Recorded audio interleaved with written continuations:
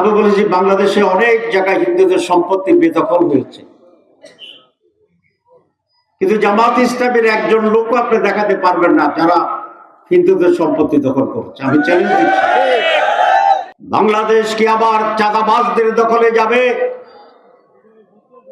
দখলদারদের দখলে যাবে, দুর্নীতিবাজদের দখলে যাবে, সন্ত্রাসীদের দখলে যাবে, স্বৈরাচারের দোসরদের দখলে যাবে, নাকি নতুন বাংলাদেশের দিকে যাবে? সেই সিদ্ধান্ত আজকের নির্বাচন নির্ধারণ করে দেবে যে আমাকে নির্বাচিত করলে বা আমাদেরকে নির্বাচিত করলে এদেশের মানুষের জমি সম্পদ দখল হয় না। ভারতের একটা অত্যন্ত বাংলা পত্রিকা আছে যার নাম হচ্ছে আনন্দবাজার। আনন্দবাজার পত্রিকায় কিছুদিন আগে একটি খবর বেরিয়েছে। সেই খবরে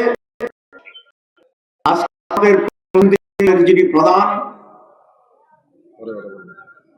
তার সাথে ভারতের একটা চুক্তি হয়েছে, 3টা শর্ত।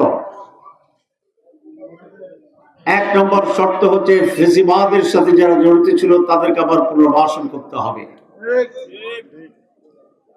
2, বাংলাদেশের আত্মরক্ষার জন্য বড় ধরনের কোন অস্ত্র কিনতে হলে ভারতের অনুমতি নিতে হবে, তার অনুমোদন ছাড়া অস্ত্র কেনা যাবে না। আর 3, এদেশের ইসলামপন্থী লোকদেরকে দমন করতে হবে। এই খবরের প্রতিবাদ কিন্তু সেই দলটি করে না। আমাকে সেই আনন্দবাজার পত্রিকা ভারত থেকে ইন্টারভিউ বিভিন্ন বিষয়ে সমাজে একটি যে আপনারা হিন্দুদের সম্পত্তি দখল করেছেন কিনা। আমি বলেছি, ভারত থেকে আমাকে ফোনে আমার ইন্টারভিউ নিয়েছে। আমি বলেছি বাংলাদেশে অনেক জায়গায় হিন্দুদের সম্পত্তি বেদখল হয়েছে, কিন্তু জামাত ইসলামের একজন লোক আপনি দেখাতে পারবেন না যারা হিন্দুদের সম্পত্তি দখল করছে। আমি চ্যালেঞ্জ দিচ্ছি, এখন আপনাদের সামনেও চ্যালেঞ্জ দিচ্ছি। তাহলে কারা দখল করলো? হিন্দুদের সম্পত্তি তারাই দখল করেছে।